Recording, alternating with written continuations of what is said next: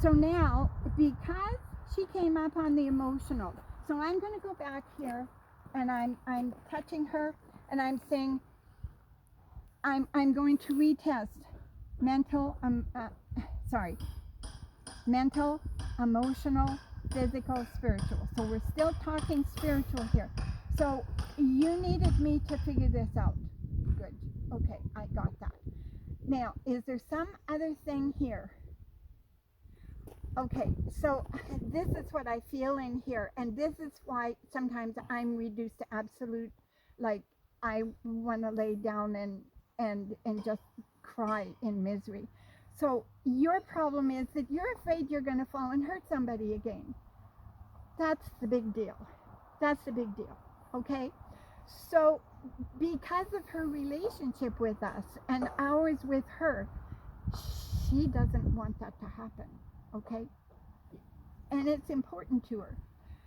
So now, still on that spiritual level, are there things that I can do? Are we talking your self-confidence? Okay.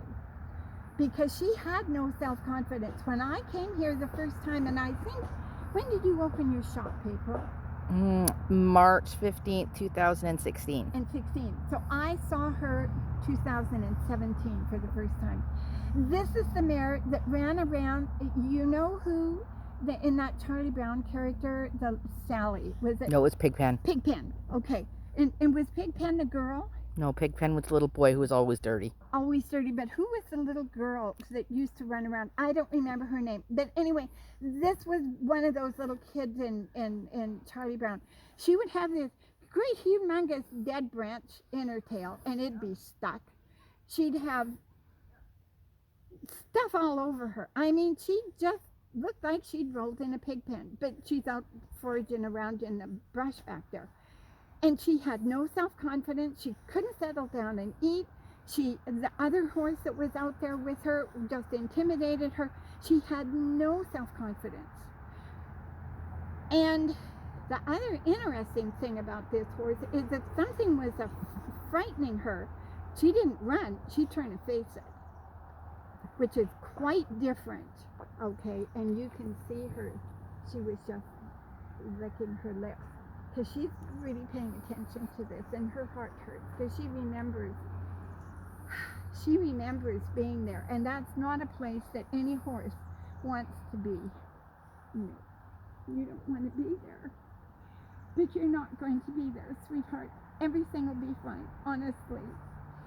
And I know every time you got upset with us last summer when we were trying to make breakthroughs with your mouth and with the girth and with the mounting block and with grooming you, we didn't get mad at you. We put a bit in your mouth so that you could work on that bit and not hurt us, because that's how bad you were hurting. So, but we're not there. Nobody's going to come along and do anything to you, because that lovely lady that owns you isn't going to let that happen. Okay.